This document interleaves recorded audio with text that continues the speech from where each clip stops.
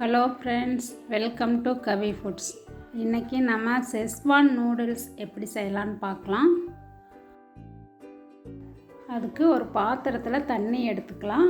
அதில் 1 டீஸ்பூன் உப்பு, 1 டீஸ்பூன் எண்ணெய் சேர்த்துட்டு ஸ்டவ்வில் வச்சு கொதிக்க வச்சுக்கலாம். இப்போது தண்ணி கொதிச்சிருச்சு. இன்னைய நூடுல்ஸை சேர்த்துக்கலாம். நான் 1 பாக்கெட் நூடுல்ஸ் எடுத்துருக்கிறேன். அதை போட்டுட்டு ஒரு 5 நிமிஷம் கொதிக்க வச்சு எடுத்துக்கலாம்.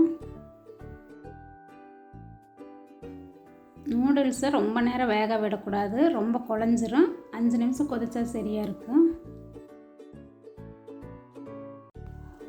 இப்போ கொதிச்சிருச்சு. இனி இதை ஃபில்ட்ரு பண்ணிக்கலாம்.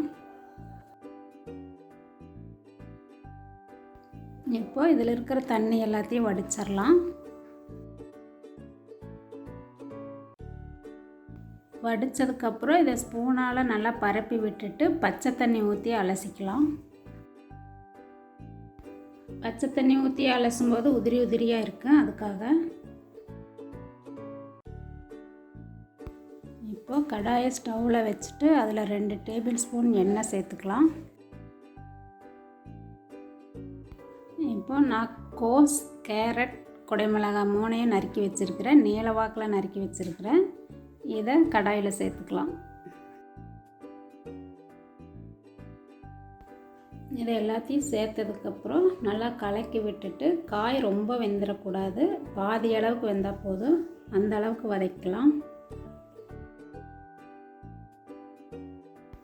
இது கூட இந்த காய்க்கு தேவையான அளவுக்கு 1 டீஸ்பூன் அளவுக்கு உப்பு சேர்த்துட்டு நல்லா கலந்து விட்டுறலாம்.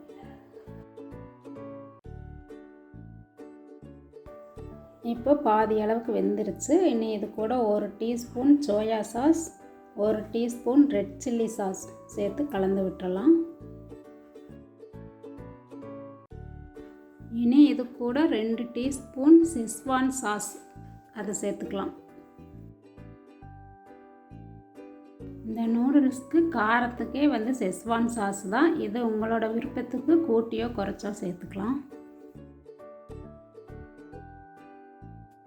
இப்போ சாஸ் எல்லாம் மிக்ஸ் பண்ணி விட்டதுக்கப்புறம் வேக வச்சு வடித்து வச்ச நூடுல்ஸை இது கூட சேர்த்துக்கலாம். நூடுல்ஸை காய், அந்த சாஸு எல்லாம் மிக்ஸ் ஆகிற அளவுக்கு நல்லா கலக்கி விட்டுடலாம். இப்போது நல்லா மிக்ஸ் பண்ணியாச்சு. இப்போ எல்லாம் கலந்து விட்டாச்சு. இனி கடைசியாக ஸ்ப்ரிங் ஆனியன் தூவி ஸ்டவ் ஆஃப் பண்ணிடலாம். இனி நூடுல்ஸை வேற ஒரு பவுலுக்கு மாற்றிக்கலாம். நல்ல ஸ்பைசியான செஸ்வான் நூடுல்ஸ் ரெடி ஆயிடுச்சு. இதை நீங்களும் வீட்டில் செஞ்சு பாருங்கள்.